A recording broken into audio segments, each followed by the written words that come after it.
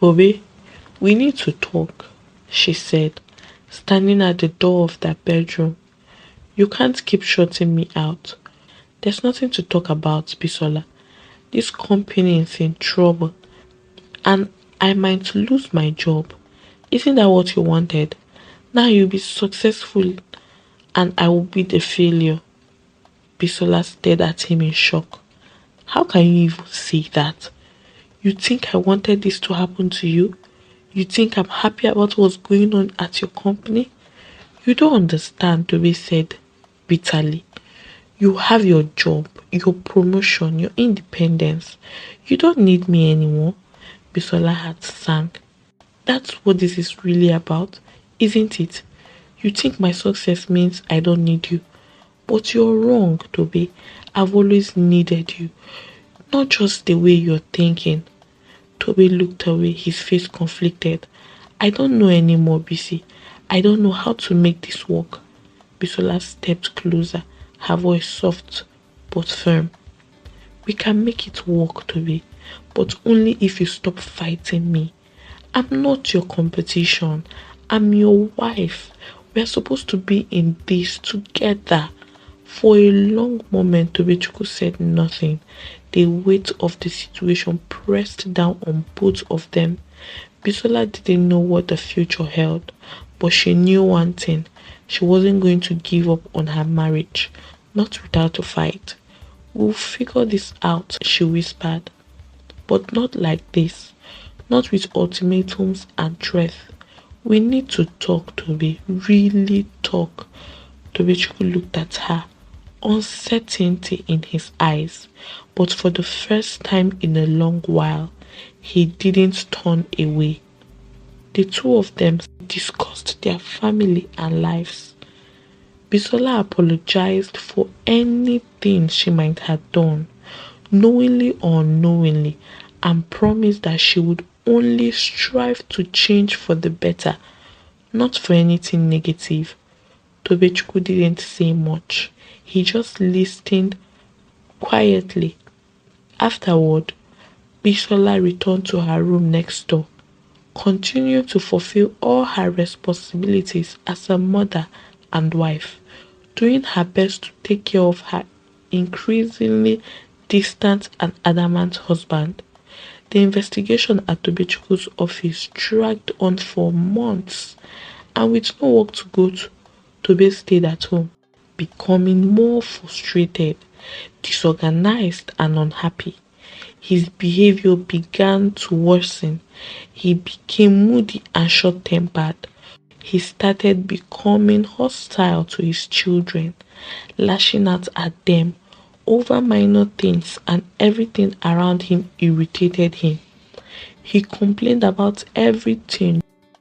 Later that weekend, Bisola confided in her friend Janet, telling her everything that had been happening, how Toby's behavior had become worse, and how it was affecting their home, the children, and everything else in the household. Janet, in turn, told Bisola how Jude and Toby had stopped talking because of Toby's new attitude. She advised Bisola to go home and lovingly explain to her husband what marriage truly is. A partnership where they should strengthen each other and not compete. Marriage should be a place where they thrive and win together, not tear each other down.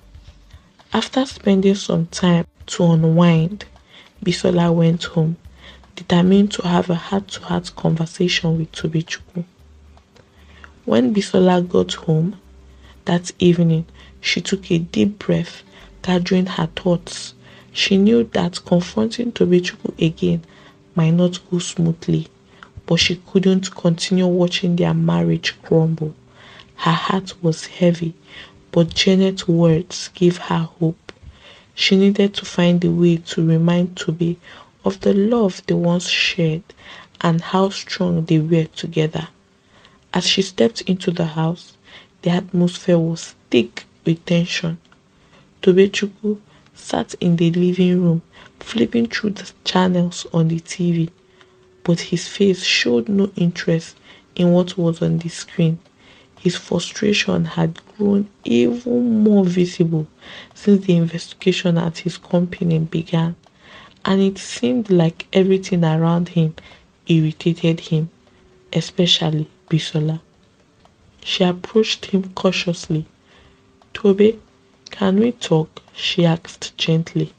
"Talk about what?" His voice was cold, distant. Bisola walked closer and sat down beside him. "About us, about the marriage, about everything that's been going on." Tobichukwu cited, his irritation evident, but he didn't stop her from talking. "I know things haven't been easy," Bisola began, her voice soft but steady. "The investigation at work, me starting my job, everything feels like it's been piling up. And I have noticed how it's been affecting you and us." Tobichukwu stayed silent, his eyes fixed on the TV, though it was clear he wasn't really watching it. "But Toby, I want you to understand something. I never meant for any of this to happen. I took the job because I wanted to contribute more to our family. I'm not here to compete with you or disrespect you. We are supposed to be a team, Toby. We are supposed to lift each other up, not tear each other down." Tobichukwu's eye flickered for a moment, but he said nothing. "I've always admired you," Bisola continued.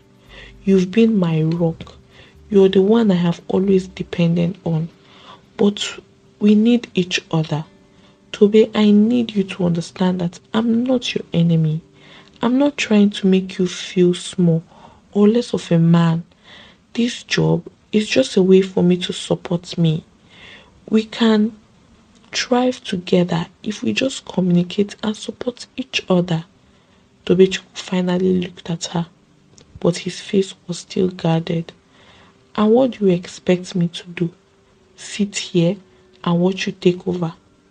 You don't get it, Bisola. I'm the man of this house. My job, my responsibility is to take care of this family. And now I can't even do that. I have been stripped of everything and you just go on like nothing is wrong." "I know you're hurting, Toby," Bisola said, her voice full of empathy. "And I'm sorry for any way I have made you feel that I'm against you. But we can't keep going on like this. The kids are suffering and it's breaking my heart to watch this. I love you, Toby, but I can't help you if you don't let me in." There was a long silence as Tobichukwu struggled with his emotions. His pride was bruised. His frustration had been boiling over. I didn't know how to let go of his resentment. "I don't know how to fix this, Bisola," he finally said, his voice quieter now, almost vulnerable. "I feel like I'm losing everything." Bisola reached for his hand. "You are not losing everything, Toby. You still have me, and you still have our children. We can walk through this together, but you have to stop pushing me away." Tobichukwu didn't pull his hand away this time. He sighed deeply, his shoulders slumping in defeat. "I don't know. I don't know if I can do this anymore." "You can," Bisola said firmly. "We can, but we need to stop seeing each other as the problem. Let's start over, Toby. Let's figure out a way to make this work for us, for our kids, and for our family." Tobichukwu nodded slowly, his resistance weakening. "Okay, we will try, but it's going to take time. That's all I'm asking for," Bisola said, squeezing his hand. "Time, patience, and a little bit of faith in each other." For the first time in months, they shared a moment of understanding. It wasn't a perfect solution, but it was a start. They both knew it wouldn't be easy, but they were willing to try. Later that night, Bisola went to her room, feeling a mix of relief and exhaustion. Things weren't fully resolved, but there was hope. Hope that they could rebuild what had been broken. The next few days was difficult. Tobechukwu wasn't magically cured of his frustrations, but he had started making small efforts. He still managed with the investigation at his company, but he was more open with Bisola. Even if it's just a little, they began to communicate, to talk about their day, and to share their concerns. It wasn't perfect, but it was progress.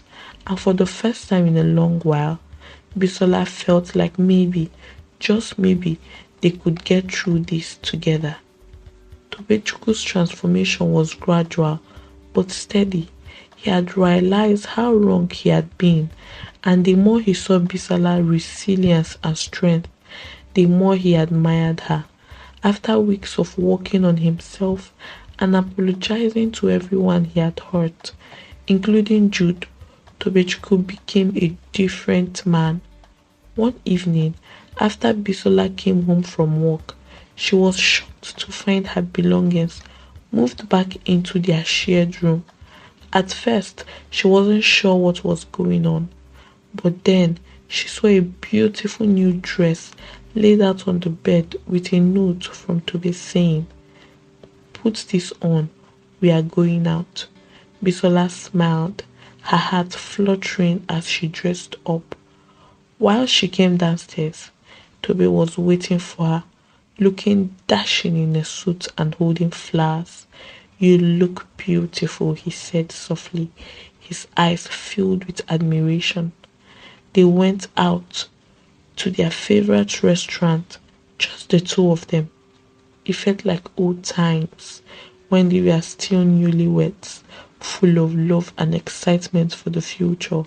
As they sat down to eat, Tobechukwu took Bisola's hands in his and looked deeply into her eyes. "Bisola," he began, his voice sincere, "I owe you the biggest apology. I've been selfish, blind, and unfair to you. You've been strong for this family in ways I didn't fully understand until recently. When I lost my job, I thought my world was crumbling, but you have been dealing with that pressure for years, managing the house, the children, and still finding the strength to go to work every day." Bisola listened, tears welling up in her eyes as Tobechukwu continued. "I made your life difficult, and yet you didn't break. In fact, you grew stronger. I realize now that my words, my actions, all the things I said to hurt you, only pushed you to become the amazing woman you are today. I don't know how you did it, but I'm so proud of you. I'm so sorry. I'm so sorry for everything." Tobechukwu's voice cracked as he spoke. "You deserve better from me, and I'm going to spend the rest of my life making it up to you. I bless the day I met you, Bisola. You've made me a better man, and I don't want to ever take that for granted again." Bisola was speechless, her emotions swirling inside her. She had dreamed of this moment, of Tobe finally understanding her, supporting her, and now it was happening. She squeezed his hands and whispered, "Thank you, Tobe. That means everything to me." A week later, Tobe got even more good news. The investigation at his company was finally over, and they were cleared of all allegations. Tobechukwu was reinstated at his job, and for the first time in a long while, everything seemed to be falling back into place. From that moment on, Tobe was a changed man. He became his wife's number one supporter, always cheering her on, in her career. He took on more responsibilities at home, spending quality time with their children and ensuring that Bisola didn't have to carry the weight of the family on her own anymore. He respected her deeply and made sure she knew it every day. Their love grew stronger, and together they rebuilt their marriage, now stronger and more united than ever.